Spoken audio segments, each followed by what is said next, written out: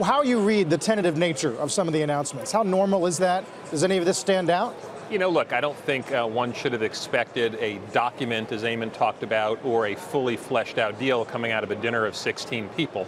And so really what we saw is a standstill from further escalations. And now the question is going to be, when people come back, is there going to be able to be substantial progress? I will tell you, 90 days is a tall order to get something done, given the complexity of these issues. So I think we shouldn't get too far ahead of ourselves, expecting some grand bargain over that period of time. What can you reasonably get done in 3 months? Well, for sure, the Chinese can make some commitments to buy agricultural and other products from us, but that fundamentally doesn't address the issues that we have with China, whether that relates to intellectual property theft, the counterfeiting of intellectual property and other issues, and fundamentally the market support of businesses in their economy that put us at a strategic disadvantage, let alone market access. So the question is, are we going to get at these trade policy issues as opposed to some of the more easier things to do around the edges around the trade balance? Right. Burns, talk about Stefan's comments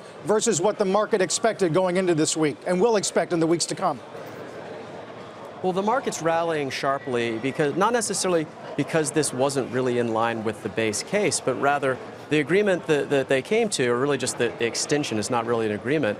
It at least took off the really catastrophic case off the table, that of just a collapse in the talks. The best way to think about this is you've got a C student that just went out and got a B- with respect to trade. The president said this is a big win. He says a lot of things are big wins, but I think that he hits the nail on the head when he says that 3 months is certainly a short period of time, and really this was just an agreement to continue the discussions. But at the same time, stocks are rallying in the near term because it did remove the worst case scenario. So, Mike, is it enough to get the year-end so-called Santa Claus rally?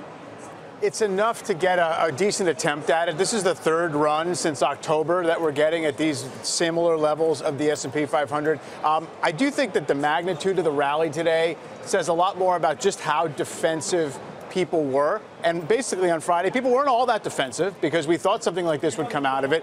Market was up 5% last week. So I think that if you want to look at it in the context of, the October, November correction was about many, many things. It was about oil crashing. It was about trade concerns. It was about the Fed. It was about credit issues.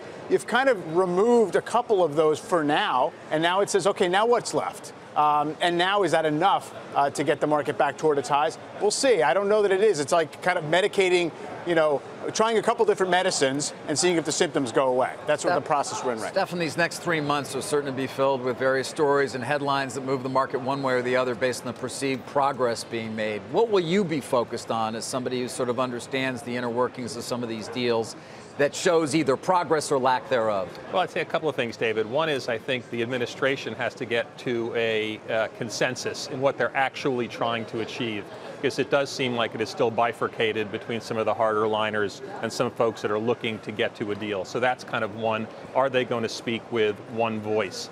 Two is, what is the nature of what actually we're asking for? Is it just the reduction of the deficit, or are we going after some very, very specific issues that China may be able to deal with? Because there are some things that for sure are not going to be able to be accomplished in the near term and are going to be a much longer road. So you get an agreement that they will open up their market structurally in some way, but they're not going to do it in 90 days. Correct. They're not going to do it in 90 days, and even take issues like overcapacity. The notion that they're going to close down dozens of steel mills in 90 days that are going to fundamentally address the issues we have in the global metals markets is unrealistic. So there are going to have to be some commitments, and there are going to have to be some reasonable timetables in order for them to achieve those commitments. Burns, doesn't the very sort of risk positive nature of this agreement so far allow normal seasonality to play itself out in ways that's been suppressed over the past month or two? Well, I think what it really, in essence, does more than anything, and by kicking the can down the road, it just increases the levels of volatility that we should expect going forward. Seasonality as well as volatility.